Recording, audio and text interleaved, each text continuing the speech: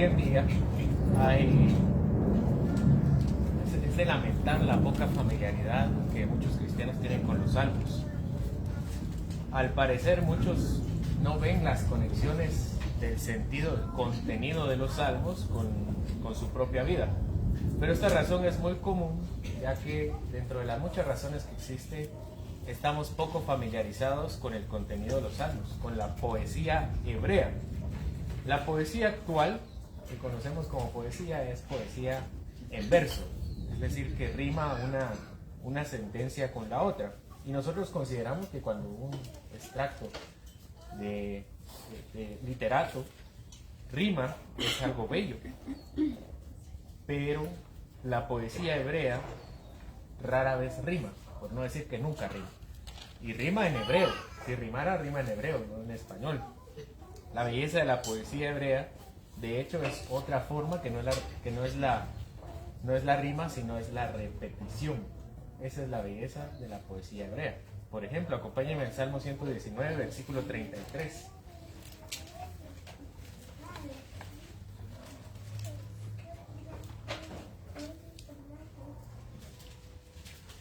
Salmo 119, 33. Dice: enséñame, oh Jehová, el camino de tus estatutos, y lo guardaré hasta el fin. Dame entendimiento, y guardaré tu ley, y la cumpliré de todo corazón. Guíame por la senda de tus mandamientos, porque en ella tengo mi voluntad. Inclina mi corazón a tus testimonios, y no a la avaricia. Aparta mis ojos que no vean la vanidad, y avívame en tu camino. Confirma tu palabra a tu siervo que te teme. Quita de mí el oprobio que he temido, porque buenos son tus juicios. He aquí yo he anhelado tus mandamientos. Vivifícame en tu justicia. Si se dan cuenta, todas las oraciones dicen lo mismo, pero de diferente manera.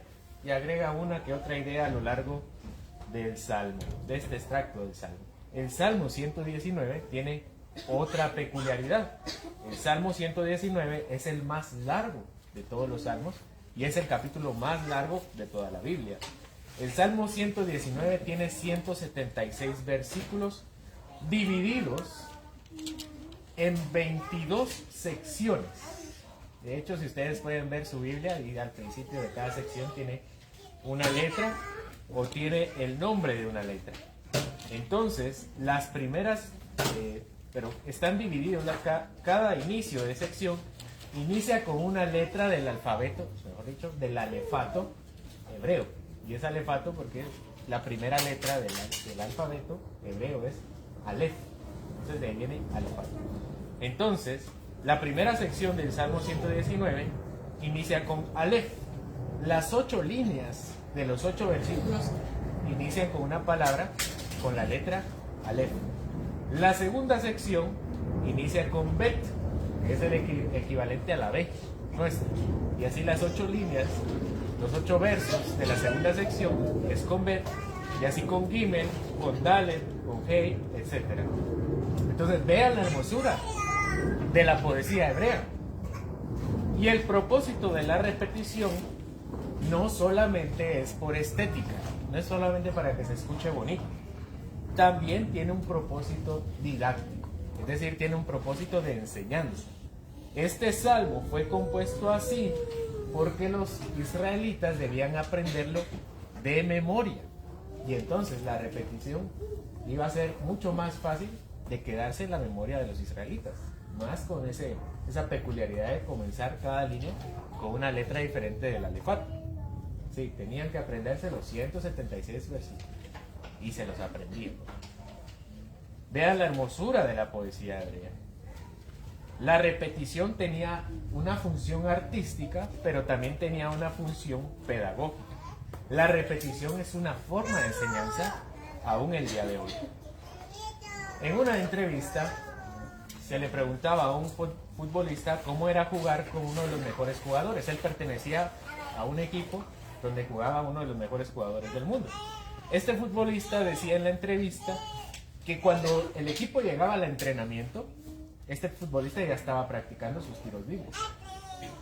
y que cuando ellos terminaban el entrenamiento, el jugador se volvía a poner a practicar los tiros libres.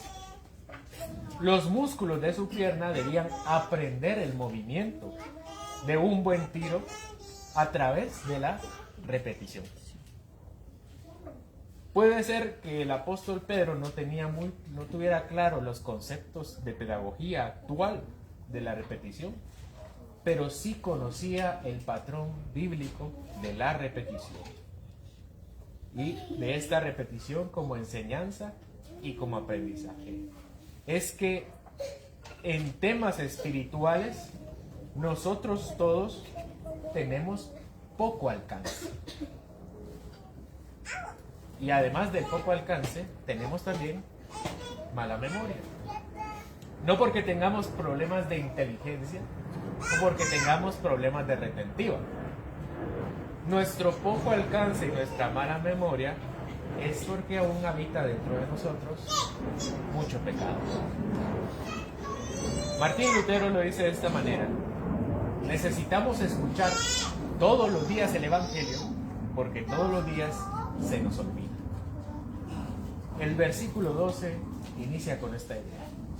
Segunda de Pedro, capítulo 1, versículo 12. Por esto yo no dejaré de recordaros siempre estas cosas, aunque vosotros las sepáis y estéis confirmados en la verdad presente.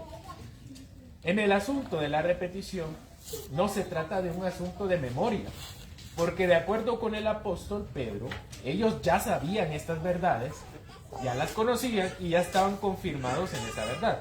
¿Qué verdades? Las verdades que el apóstol Pedro acaba de enunciar en los primeros versículos de la segunda carta. En primer lugar, que tenemos una fe preciosa en Cristo Jesús. En segundo lugar, que todas las cosas nos han sido dadas por el poder de Dios. En tercer lugar, que las promesas de Dios las llegaremos a ser partícipes a través de su naturaleza. Número 4, que para alcanzar la gloria debemos incluir en nuestra vida cualidades como virtud, conocimiento, dominio propio, paciencia, piedad, afecto fraternal y amor. Y número 5, que debemos procurar estar firmes en nuestra vocación. Todo esto incluso nosotros ya lo sabemos. Ya sabíamos de estas cosas. ¿O hay alguno aquí que no sabía que las promesas de Cristo se alcanzan en la medida que avanzamos en la fe? ¿O hay alguien acá que no sepa que nosotros debemos añadir conocimiento, dominio propio, amor, afecto fraternal? Todos lo sabemos. No fue algo completamente nuevo. Pero Pedro desea que recordemos, como dice él, siempre estas cosas, aunque ya las sepamos. ¿Por qué? Porque debemos estar confirmados en la verdad presente. El engaño está a la orden del día. Y el engaño tiene la sutileza de corromper el conocimiento verdadero. Es como la semilla que cayó junto al camino, en la parábola del sembrador. Satanás la quita del corazón del hombre.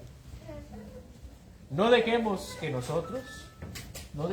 nosotros mismos que Satanás robe así de nuestro ser las verdades del Evangelio, especialmente, por lo menos las que hemos estudiado en esta segunda carta. Vean con qué énfasis escribe el apóstol Pedro, convencido. Él está firmemente convencido que él debe escribir para que sus ovejas no sean comidas por el lobo depredador. ¿Acaso nosotros tenemos esa misma diligencia acerca de nuestra fe?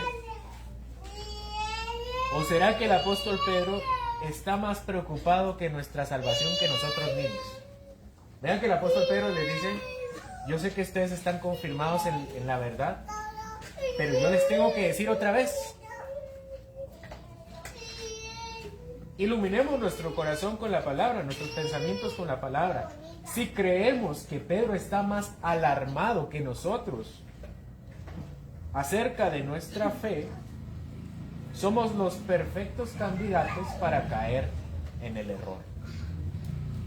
Si Pedro, ya 2000 años después, está más preocupado de nosotros que nosotros mismos, somos los perfectos candidatos para caer en el error, en la herejía y en la apostasía, es decir, en negar nuestra fe. Versículo 3. Pues tengo por justo, en tanto que estoy en este cuerpo, el despertaros con amonestación.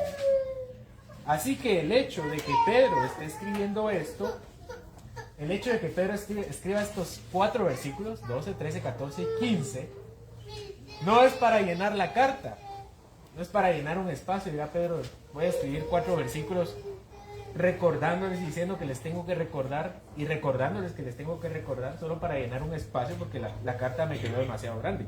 Pedro no está diciendo que repetirá las mismas cosas para llenar un espacio, o no está diciendo lo mismo porque empieza a divagar. Cuando uno empieza a divagar, empieza a repetir y a repetir y dice lo mismo pero de forma diferente. Pedro aquí no está divagando en 4 versículos.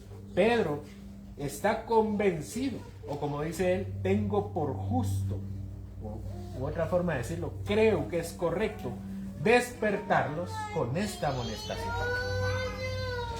Es decir, avivarlos con este regaño, gritarles porque están embelesados o pueden caer en la mentira. Tengo por justo regañarlos para que sean confirmados en la verdad. Somos demasiado propensos a caer en el engaño. Creemos que porque somos cristianos y tenemos buenas intenciones para con Dios, nunca podremos ser engañados. Pero ojo, que nuestras buenas intenciones no son garantía de que nunca podremos caer en el engaño. Nuestro Señor Jesucristo en Mateo capítulo 24, versículo 24 dice que se levantarán falsos cristos y se levantarán falsos profetas que harán grandes milagros, que engañarán, si fuese posible, a los elegidos de Dios. Pedro nos tiene que regañar, amonestarnos, para que seamos confirmados en la verdad. Solemos creer muchas mentiras, pero Satanás nunca tienta con una mentira. Eso sería demasiado obvio para nosotros, ¿verdad? Satanás tienta con una verdad a medias o con una verdad distorsionada. Así le dijo, ¿no? Sabe Dios que si comen del fruto serán como Él, sabiendo el bien y el mal. ¿A quién le dijo eso? A Eva. ¿Acaso Satanás estaba mintiendo? No estaba mintiendo. Comieron del fruto y tuvieron un entendimiento del bien y el mal diferente que el que tenían hasta ese momento, y se sintieron desnudos y se vistieron con ojos. La tentación de Eva fue una verdad a medias. Satanás nunca les explicó la muerte espiritual que vendría detrás de ellos, y mucho menos la muerte física para la humanidad. Es decir, no seamos arrogantes, creyendo que como somos cristianos con buenas intenciones, no debemos ser regañados, porque ya Pedro y nuestro Señor Jesucristo nos han dicho que siempre estamos en la tentación del engaño. Pero por eso siempre la palabra nos recordará las mismas cosas. Hay hermanos que no leen los mismos textos. Juan 3:16. Ya no lo sabemos, ¿no? ¿Para qué lo vamos a leer otra vez? Es necesario que nos confirmen las mismas cosas. En una ocasión recibí, este es testimonio, en una ocasión yo recibí a unos mormones misioneros, los que les dicen los elders. Entraron, ¿no? Y uno de ellos me decía que él creía en el libro del Mormón porque él oró una vez, él oró sinceramente a Dios y le dijo: Señor, dime si esta es la verdad, en el libro del Mormón. Y según él, Dios confirmó en su corazón que sí era la verdad. Supuestamente Dios le dijo que sí. Y no me dijo nunca que Dios se le apareció, él me dijo: yo sentí en mi corazón que sí. Entonces y me refirió a Santiago 1.5. Dice Santiago 1.5: si alguno tiene falta de sabiduría, pídala a Dios, el cual da abundantemente y sin reproche. Amén. Que así sea. Eso dice Santiago 1.5. Dios nos da sabiduría abundantemente. Pero yo le respondí al mormón: yo amo también a Dios. Y yo también alguna vez le pregunté a Dios que me confirmara si el libro del Mormón era verdad. Pero que a mí me dijo, a mí me puso en el corazón que no era la palabra de Dios. ¿A quién de los dos? ¿A quién de los dos le habló? ¿A él o a mí? Los dos fuimos sinceros delante de Dios. Los dos teníamos un profundo deseo por agradar a Dios también. ¿Por qué llegamos entonces a puntos diferentes? Y esto se debe a que la sinceridad, entre comillas, sinceridad, no es el medio para confirmar la verdad. El contenido de la palabra es el medio para confirmar la verdad. Por eso el apóstol Pedro debe repetir lo mismo y lo mismo y lo mismo y decirnos que va a repetir lo mismo y lo mismo y lo mismo. Y nos dice que se va a morir y que lo escribe para repetirnos lo mismo y lo mismo y lo mismo. La palabra y otra vez la palabra, el evangelio y nada más que el evangelio, las doctrinas de Cristo y nada más que las doctrinas de Cristo, etc. Debemos ser sinceros en buscar a Dios. Debemos ser sinceros. Pero debemos ser sinceros, pero en nuestra sinceridad debemos decir que nuestro corazón tiende a alejarse de Él.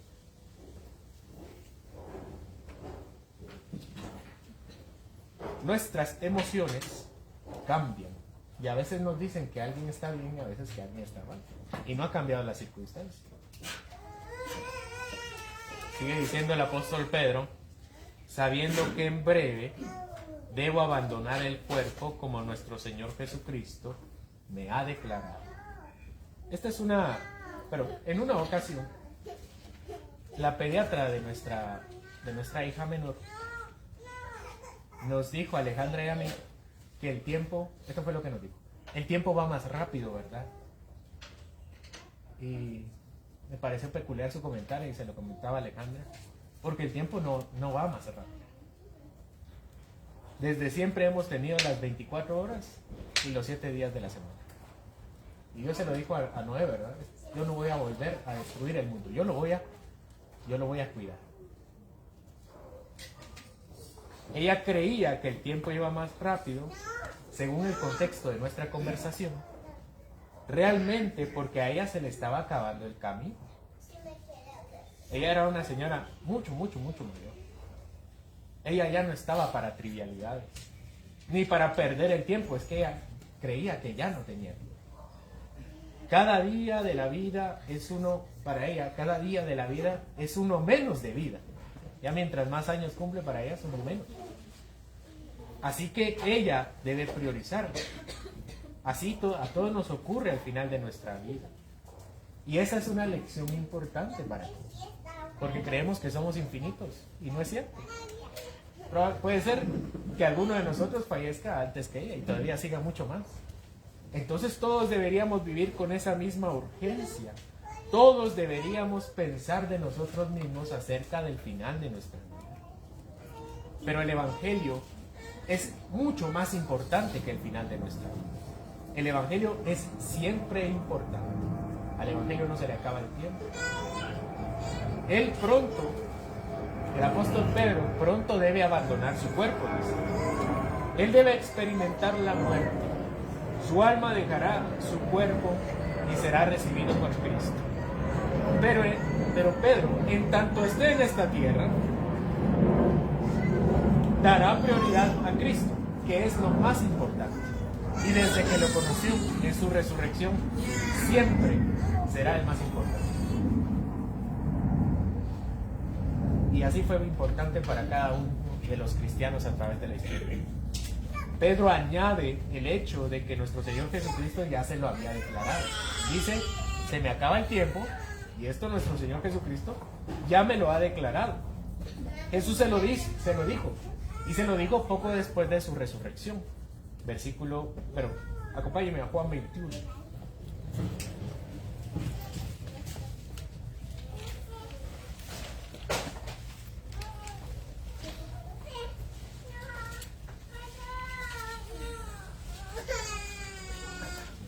Juan 21, 18 y 19 le dice nuestro Señor Jesucristo a Pedro, de cierto te digo, cuando eras más joven, te ceñías e ibas donde querías, mas cuando ya seas viejo, extenderás tus manos y te ceñirá otro, y te llevará donde no quieres. Y Juan añade, esto dijo, dando a entender con qué muerte había de glorificar a Dios. En este texto nuestro Señor Jesucristo le dice a Pedro que alguien lo va a matar. Cuando era joven se ceñía, es decir, se apretaba su túnica para ir, pero cuando sea viejo alguien más lo va a apretar y lo va a llevar. Y Juan, el apóstol Juan dice, esto dijo para entender con qué muerte iba a glorificar a Dios. Según la tradición temprana, el apóstol Pedro murió crucificado boca abajo durante el reinado de Nerón, quien está gobernando en este momento en que Pedro escribe su segunda carta. Pedro vivió la profecía de Cristo, fue tomado ya siendo anciano, extendieron sus manos para clavarlo, lo amarraron y lo pusieron en un lugar donde nadie quisiera estar. Pero el apóstol Pedro hace esto para ponernos en perspectiva, porque para muchos no se les está acabando la vida, pero Pedro está diciendo, yo ya me estoy muriendo, de hecho ya me voy a morir. Él ya tenía una sentencia de muerte. Pedro es viejo, Pedro ya está listo para entregar el cuerpo y el alma. Es necesario que nos repita las mismas cosas, porque todos estamos a merced de la muerte. Según la providencia y el decreto de Dios, cualquiera de nosotros puede recibirla cuando nosotros menos la esperamos. Estamos aquí entonces tranquilos, confiados en Cristo, pero escuchando y viendo el testimonio de un hombre que veía que lo más importante en sus últimos días era recordarle a sus hermanos el conocimiento de Cristo. Si para nosotros la repetición de las palabras y del mensaje nos ha cansado, tengamos cuidado, porque esta es una señal de malestar espiritual. Es una señal de pecado, y de un pecado que es sutil. Es un pecado que nos comerá poco a poco. La verdad repetitiva nos confirma, pero las verdades que no son repetidas en nuestro corazón se olvidan. Somos candidatos perfectos para extraviarnos. Pero Cristo nos mantiene confirmados. Él, el que fue clavado en una cruz, nos ha sujetado con sus mismos clavos junto con Él.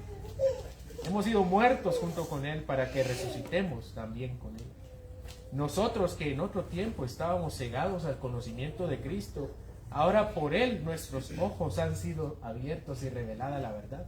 Y aunque nos lo diga 1000 veces, el Evangelio debe seguir siendo precioso para nosotros. No es nuestra falta de inteligencia o nuestra falta de memoria, es la mente entenebrecida. Fue nuestra mente entenebrecida que nos mantenía como veletas sujetos a los vientos del engaño. Pero Jesucristo dijo, como dice en 2 de Corintios, Jesucristo que dijo que de las tinieblas resplandeciese la luz, fue el que resplandeció en nuestros corazones. El apóstol Pablo lo dice en Filipenses 3:1. Esto es lo que dice el apóstol Pablo. A mí no me es molesto escribirles las mismas cosas y para ustedes es seguro. Hermanos, si para Pablo y si para Pedro no les era molesto escribir las mismas cosas, que no sea para nosotros escuchar siempre las mismas cosas. Al contrario, que las mismas verdades brillen más en la medida que le conocemos y le amamos más. Oremos, hermanos. Señor, gracias porque tu Evangelio es para nosotros precioso todavía. Y aun cuando nos lo digan 1000 veces, y aunque leamos la Biblia varias veces, te pedimos que para nosotros siga siendo hermoso el nombre de Jesucristo. Porque estamos clavados junto con Él. Y deseamos no separarnos hasta su resurrección, donde le recibamos plenamente. Te pido, Señor, que cada uno de nosotros se ponga en los zapatos del apóstol Pedro para considerarse a sí mismo al umbral de la muerte, para que entonces podamos entender que lo más preciado eres tú.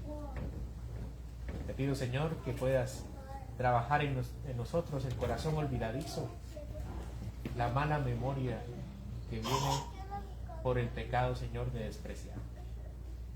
Ilumina nuestro corazón. Ya nos has llamado de las tinieblas a la luz. Alúmbranos cada día más con tu palabra. Esto te lo pedimos en el nombre de Jesús, nuestro Salvador. Amén. Amén, hermanos. Pongámonos de pie para terminar